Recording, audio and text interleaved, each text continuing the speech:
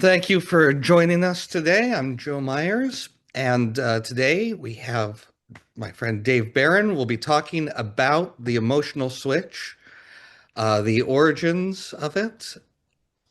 And before that, we have some exciting news from last week.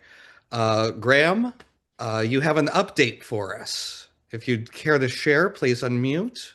It'd be my absolutely pleasure. I had a client that I was doing a post-treatment course revisit just to check in with them, see how they're going while I've been away for 3 weeks, and they responded really, really well. And as a parting gift for them, as well as saying if you ever need me, get in touch, I had them recall when they held their firstborn in their rounds when they're doing it like they showed last week about that how should you love yourself the proper way, not like you see on Instagram.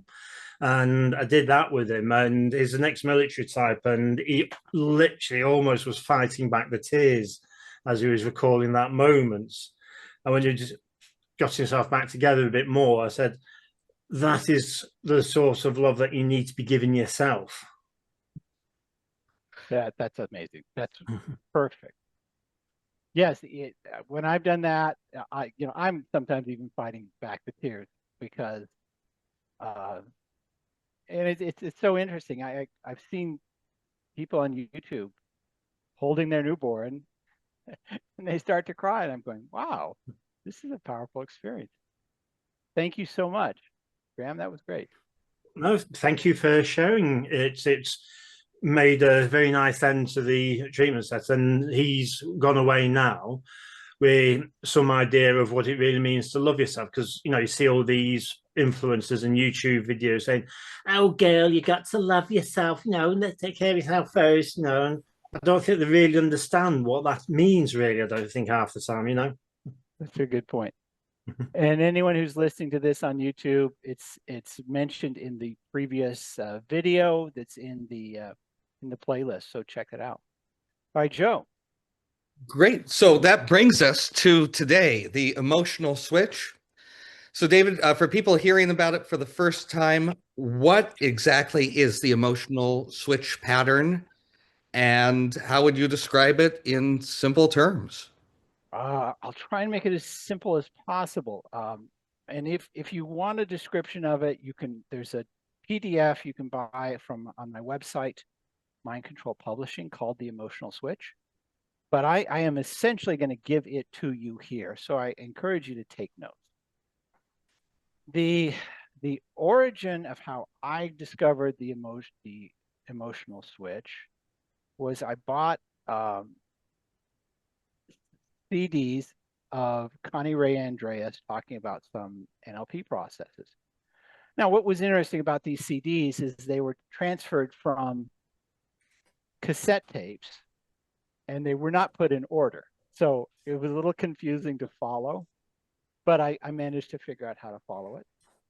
And what she talked about was an experience watching Bandler in a conversation with somebody who started this conversation incredibly distraught. And within 2 or 3 minutes, there was just no problem at all. And, if you weren't paying attention, well, even when you were paying attention, you couldn't figure out exactly what he did. And so in dissecting this, it comes down to starting with, it's called the emotional switch, because you start with one emotion and you want to change it to a different emotion. So I guess a good example would be simply to find the emotional state that someone is in that is uncomfortable and affirm it so that you understand it. And you can do one of two things: is you either ask them what they'd rather feel or decide what emotional state is going to work better for them. So that's up to you. From there, it's entirely linguistic. It's about talking in terms of past, present, and future. There are some gestures as well that are a part of it. So I think the best way to start is with a good example. And let's use the example of frustration as the starting point, as the problem state, and a calm and a perseverance as the ending state. So that's the change, the switch we're going to make. This works by, it starts, if you were to draw a line, and this is a timeline, and in the center of the line is the present state. To one side, let's say this side. To this side is the past. All the words that are in the past are like, you, I used to, I have, you remember. What was it like? In the present is the is, the am, and the are, we are. Off in the future are all the words of you will, and in the future when, and at that moment in the future. So you can imagine that timeline with all those words scattered on the timeline. You start by acknowledging the state that the person is in. We're talking about frustration. You talk about it first in the present tense, as it is, as though they are feeling it now and it is in them. Then you slowly begin to talk about it more in the past, then further in the past, and then as a time they used to remember. Again, that's a key sort of point. Used to remember. Notice that remembering is a point in the past, but when you used to remember something, it's even further in the past. Once you are talking about it as though it is in the past, you find the emotional state they want to experience, and you start talking about it first in the past. So we're talking about, I think we agreed upon, it's from frustration to resilience and perseverance. So we talk about remembering how they have felt this resilience and this perseverance in the past, and how that resilience and that perseverance has brought them all these benefits, and what it's like to feel this perseverance. And you're going from past tense closer and closer to the present tense. You're going from referring to this perseverance and resilience from with the pronoun that perseverance to this perseverance. Again, that's more associated. And then you have them experience this perseverance and what it's like. So, and I'm going to incorporate gestures because it's just easier to do. And it will sound something like this. So I get it. You feel this frustration. And this frustration has a weight. And it's holding you back. Now, you have felt this frustration before. You know how you used to let this frustration hold you back. In fact, you can remember how in the past that frustration used to truly hold you back. You remember how that used to be. So now we've spoken about it, so it's totally dissociated in the past.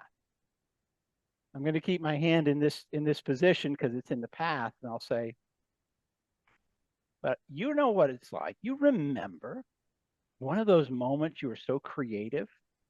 You had this resilience and you just decided to keep going. You remember how that was then. That has a different feeling to it. When you take that and you start to experience, your thoughts begin to change. And now with this perseverance and this resilience, you can see things entirely differently.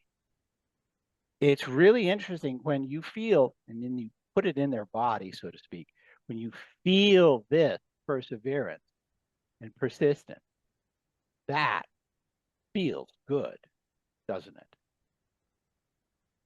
And you nod your head and you say that, forcing them to say yes. In fact, you say, this perseverance feels good, doesn't it? And you nod your head, get the social approval, nodding your head, raising your eyebrows. And they say yes. Okay, now they're disassociated from the frustration. They are associated into the perseverance and the resilience. They're feeling it. Now, what do you do with it? What you want to do is you want to make it permanent. You want to put it off into the future from this time forward. And this is a phrase that I was in this audio recording that I heard, and it was attributed to Robert Bandler. You'll probably have to write this down and review it a couple times, but it's incredibly and beautifully devious. Once you have someone associated into this positive state of resilience and perseverance, you say these words. What would it be like at that time in the future, right now, when you used to feel frustrated, but now you only feel this perseverance and resilience? That feels really good, doesn't it? You nod your head. And you get an unconscious agreement. Now, what has that done? That's a incredibly wordy sentence, but what would it be like? When you say, what would it be like? That's neither in the past, that's neither in the future. It is a conditional. It is some point beyond present and past and future. What would it be like at that time in the future? So now you put it in the future. What would it be like at that time in the future, right now? So you say right now, and they're in the future right now. When you used to feel that frustration, and now all you feel is this perseverance and resilience. Then you do the closing line. Feels really good, doesn't it? Okay, now this is what you do. Then you ask them, how do you feel? And what's weird is they'll say, oh, wow, I feel fine. I feel good. And they don't even know what happened. They just realize they feel better. And what's the weirdest part about this, if you've got someone watching this conversation, they don't even know what took place. It's just you talking and this person feels better. It's so covert, and yet it's so very intentional of how you do it. And it has a lot to do with linguistics. When you want to, in English, and I'll stick with English, when you want to talk about things in the past tense, there's so many ways to do it. And you can use that to a beautiful excess. Like you can say, having used to have had that frustration. I mean, think about those words. Having used to have had that frustration. You remember how that used to bother you. That is so far in the past tense, it's almost out of reach. It's on the horizon. But you can play with that in English. They have past tense and past participles, and it's amazing how you can play with it. So I'm going to open this up to anyone who has any questions. Joe, you have anything you want to add to this? Well, this is a pattern that I love, very conversational, and you can do it covertly. One question people may have in this, the ethics of doing it covertly. Some of the other things I've done, such as tapping in my life, you could do it surrogately. So, someone didn't have to be there engaging in the process to benefit from it. A lot of people say it's important to ask their permission if you're going to make a change. In this scenario, the same as with tapping, and this came from Gary Craig, is he does not ask for permission, and his justification for that is so many times there are people wishing ill will on others. I wish that person Yeah. would just go to hell. Well, they're not asking for permission for that. So if you're truly making a positive difference, Right. as long as it's not overstepping any boundaries, You it's fine. let me pose this question. You have to ask your 5-year-old permission to calm them down. No, you just calm them down. Okay. Yeah. If you have a sense of goodwill and you see this person is in distress, perhaps it's an obligation. It certainly is an opportunity, and you are not going to do any harm. So yeah, that's a good observation. Good observation. Any other questions? Yeah, quick one, David. If I may, the timeline thing, didn't we use that in the pyramid talks that we did? I'm sure I've Yes. seen that. Yeah, I thought I I'd seen it believe we before. did. I know I've mentioned Mm-hmm. something like this before in our discussion, but I wanted to focus on this. And again, the whole beauty of the emotional switch is once it clicks in your head, it's easy to understand. It's even easier to apply. I set some time aside in front of a mirror, doing it and gesturing in the right way. And don't be surprised if someone just says, "Oh yeah, that was so great talking with you. I don't know what was bothering me," because it's like they just drop their burdens right there and it's gone. All right. Now Jeremy. yes, Jeremy. Yeah. Yeah. So I'm new to hypnotism, and it's just such a fascinating subject. I've been studying it the past, maybe month or so. Um, just kind of curious, like your thoughts, like if this is bypassing or like inviting people in to bypass their emotions. What are your thoughts on that? Does that make sense? I would, well, I'm not sure. I wouldn't call it bypassing their emotions. Their emotions are a pathway, Hmm. and it's guiding their emotions. You're bypassing implies you're ignoring it, but Mm, you're not ignoring it. You're actually using it as a starting point. okay. Does that make So it's sense? almost like a transmuting their emotion. Yeah, exactly. Very, very true. You're doing it by taking the emotion that's in the present tense, pushing it off in their subconscious mind to a distant past, then taking a positive feeling from the past and bringing it forward into the present.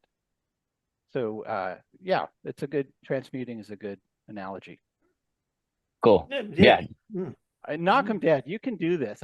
In fact, I have had people, and if you fail, no one knows. Okay.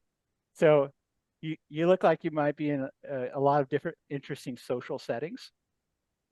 So you can always start off meeting someone new who you might be attracted to. Who knows? And you say, you know what it's like when you've met someone new and you don't know them, and then you start saying that question, and you start taking the question, the pause, the hesitation. You move it further into the future, but then you always remember that time when you connected really deeply with somebody, and you bring that sense of connection into the present. That feeling of connection. This feels really good, doesn't it? Who Yeah, that's good. knows? Okay. All right. Thanks, Jeremy. Joe. Yes. Okay. When you're doing this, when you do it, obviously it's very conversational, but how do you ensure that you're not pushing or invalidating the person's current feeling? By agreeing with it, first of all. Okay. Again, if you're able to say, this is how you feel, they could be on the verge of tears. And I've done this occasionally where they're frustrated, they're anxious, on the verge of tears. You acknowledge that. And just that acknowledgement is sort of going to lead them to take that a little further and further into their past.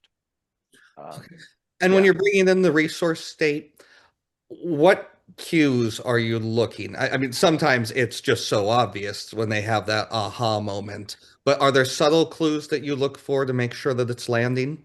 The subtle cues, if they're very emotional and it's on their face, that will start to pause. They'll start to detach a little bit more from it. If there's, they could just go blank, which means they may not be teary-eyed and frustrated and ready to weep, but the emotion they're feeling just sort of pauses, and they'll just be listening to you.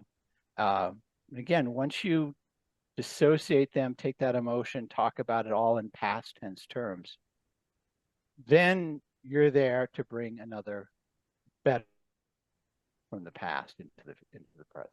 Yeah. Yeah. So Well, again, yeah, go ahead. oh, well, we'll talk about the timeline there. That's something I love. I actually used it when I met my first wife, and that this could be a whole hour there. But when you find out what they want and you say, as you look, I met my wife, it was 10, 15 years down the road, and you see us there happy. It must give you a lot of joy as you look back to today and know that it all happened right here. So when you do things Oh yeah. like that, with my wife, that bit me in the ass, especially when she heard me use that in sales. Yeah, the connection pattern. I remember that one. Yeah, Yeah. absolutely. Yeah. Um, I know we talked about before the we were recording. You were going to ask me about the strangest time or the most bizarre application of this. Oh, well, I know you've got quite a few stories, so if you could give the top one or two. The one that's at my top list, I was invited to speak in Italy uh, as my alter ego, Dantalion Jones. And of course, they provided me a translator. And I was teaching this to people. The translator was demonstrating. The translator was very good and had a NLP background. And I had them demonstrate it with other people. Again, I don't speak Italian. And some people sort of had a hesitation. And I said, how did this work? And the report was, well, I was trying to help my friend quit smoking. And my response was, I've never applied this to quitting smoking. I don't know if it would work. Let's try. And so I got this fellow up on the stage through a translator. And we talked about, I think what we isolated was the impulse, that want to smoke a cigarette. And that was the thing we started talking, putting in the past. And we replaced it with the sense of freedom, bringing this sense of freedom back. And I did all the steps. The translator did the translation. The guy followed along. At the end, I said, do you feel like a smoker? And he said, no. And I said, notice what it's like that you can't even want a cigarette. He says, yeah, I don't want a cigarette. Now, the amazing part is I had never done this before. I had never done it with smoking. I had to do it through a translator, and it worked. And so that like blew my mind. I was like sweating, wondering if it would work at all. And I was amazed that it did. So that was, for me, a real aha experience. When you do this, I know a lot of people are going to be wondering what is the best way to practice. In my mind, just using it in even the most minor circumstances, just to feel comfortable with the idea. And the verb tense. Do you have any hints and tips to get really good at this? This is actually much, much simpler than you can imagine. Start talking about whatever feeling they're having in the past tense as much as possible. Use all of the various verbs having had remembered how you used to in the past, had felt that feeling, things like that. But conversation that can take 90 seconds. It really can just take 90 seconds. So what I recommend you do, sit in front of a mirror, create a fantasy in your head that you're talking to somebody, and do this, and then do it again, and then do it again, and then do it again. And from that point on, you do it enough times, this becomes your latest hammer, and every person you see is a nail you get to pound it into. So, and it's fun. Again, no one's going to notice. You'll be surprised. People feel better. At the very least, nothing will change. I mean, I always think about, how do you do things that are risky and bold? Well, you start off by realizing you already don't have what you're going for right now anyway. You just go out and do it. So that's the best way to do it. Practice alone, practice in the car. It takes 90 seconds or less to do this, and just get good at it. One of the things, because I've gone through periods where I use it a lot and then put it off to the side. Do you think that part of the reason is that it really just takes only 90 seconds or less, that people overlook it for that reason? Yeah. Because it is incredibly powerful.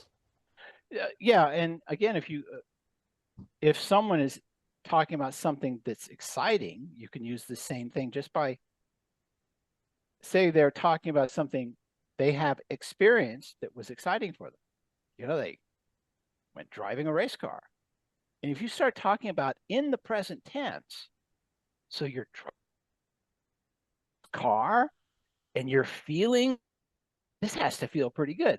You talk about it in present tense, they start to associate into those feelings. So that, again, that's the beauty of this. It's so wonderful.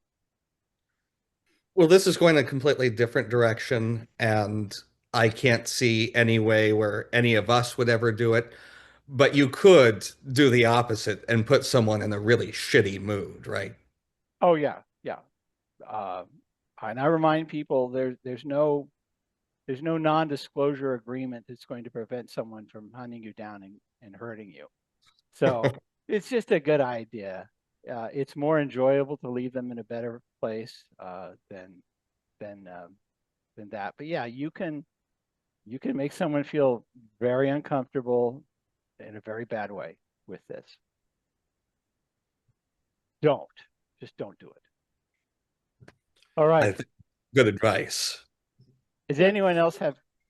I think I've covered it enough. Yeah. Again, I have it all written down in a document. It's about 8 pages. It's on Mind Control Publishing. But you honestly just go through this, what we've done here today, and you should have this. And Graham. Quick question. You had the arm movements. Is that an integral part of it? I'm thinking this could be worked into a very effective hypnotic induction as well. It is. The arm movements are something I do. Right. And yeah. I suspect anyone who does it is going to start finding out that that's just a real natural thing. When I start talking about things in the past, I start moving away and going like this. Yeah. And I start bringing it closer and then bring it into them right there. Yeah, that's actually, I'm thinking, the wording of it, could that be worked into like, a very nice, effective hypnotic induction as part of a, like maybe a motivation induction. A great example is you remember when you were like playing a video game and you were so focused and you had this intense feeling of focus, and then you start bringing it closer and this feeling is with you and like so absorbed, and now you're feeling this sense of focus, and this focus is with you right now. You've got them focused. Yeah. Like I was thinking with words like, that feeling of focus has never left you. Yeah. It can always come back and be used again, sort of thing. That's right. Yeah, that's perfect. That works great. Yeah, I have a question if I could ask you. Of course. If you were, would it be any less effective if you were talking to someone just over the phone doing this? Oh, Because you can definitely you do can't it. see them. You can definitely do it over the phone. Okay.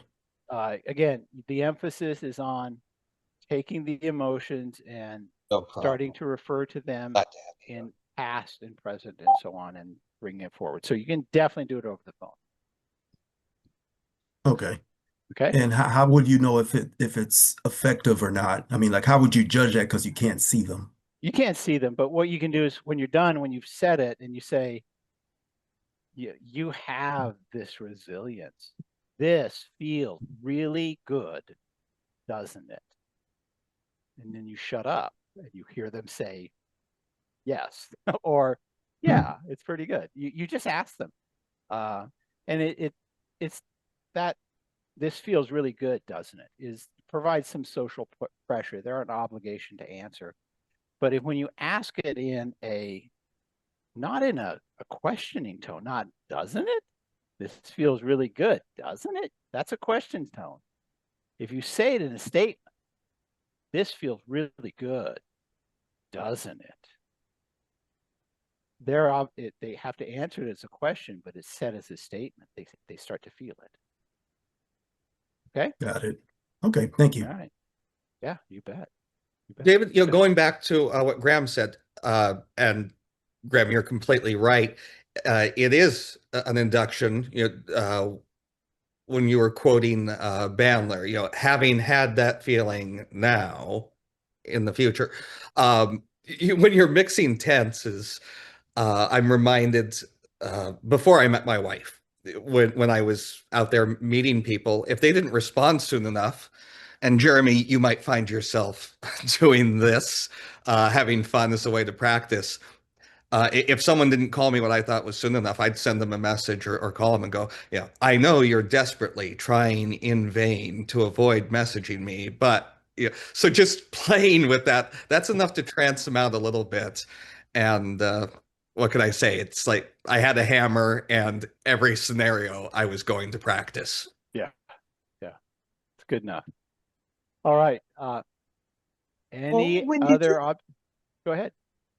Yeah, when you do this conversationally, have you ever had anybody just say, "What in the world are you saying?" It just kind of comes across weird to them, and they respond that No. way instead.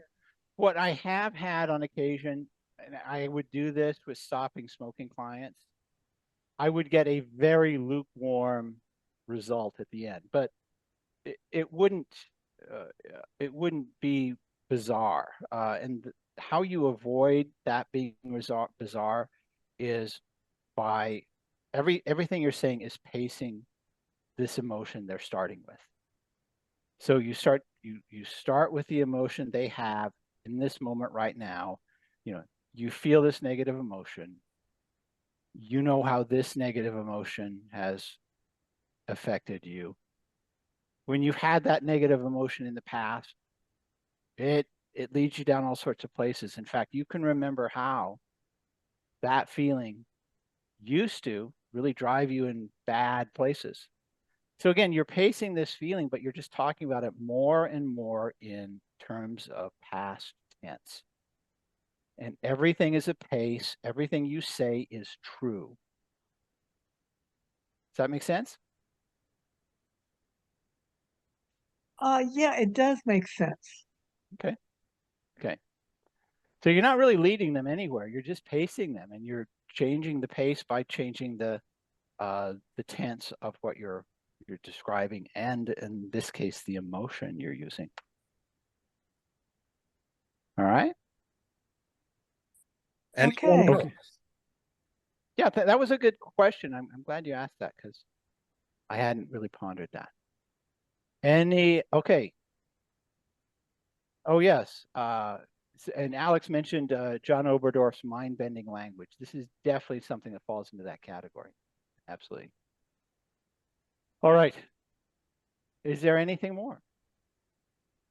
Okay. I'm going to wrap this up. This will be on YouTube probably by Monday. you are certainly welcome to comment, contribute, and share it. And because you're here, you sacrifice some time to be here. You're not somewhere else. So I appreciate, again, the sacrifice you made to be here. Thank you very much. Everyone here is welcome to email me. I've made a point that if you want to get the announcements, I can email you, but if you want to be on the Google Calendar invite to click the link, please email me and let me know you want to be on there. Those who have been on regulars are going to remain on there, but I had like 100 people who never wanted to be on. So we'll go from there. All right. Guys, again, I appreciate the sacrifice you made to be here. I hope this benefits you. Please don't hesitate to call me if you have any questions. We'll go from there. We'll talk next week. Yeah, good. Dan, thanks very much for laying another interesting discussion, David. It's been great. Thank you. Have a great weekend. Thank you so everyone. much. Thank you both. Take care, guys. Have a good weekend. Thank you. Take care. Thanks, Jeremy. Enjoy your weekend.